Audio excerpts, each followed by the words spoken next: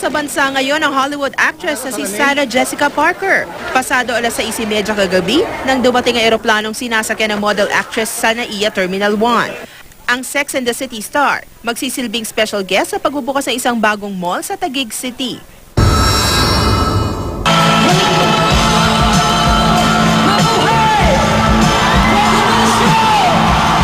Umpisa pa lang ng kanyang performance, buhay na ang crowd sa gabi ng concert ng American singer-songwriter na si Jason Mraz.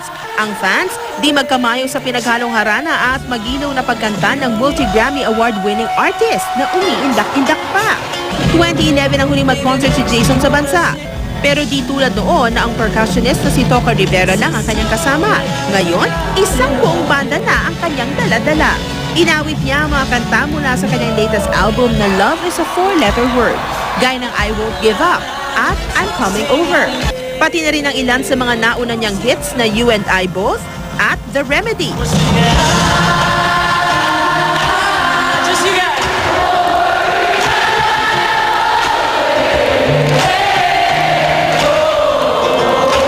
Nagkaroon pa ng encore kung saan tinugtog na ni Jason ang inaabangan pa rin ng marami, ang kanyang hit single na I'm Yours. Maswerte naman si Zendy Rose na siyang front act sa concert. At naka-duet pa si Jason sa kantang Lucky. Bago nga mag-umpisa ang show, mismo si Jason pa ang nag-introduce sa kanya. Special guest tonight. She's got a really cool story. She's just getting going. She's got beautiful talent, a beautiful soul. Please give it up.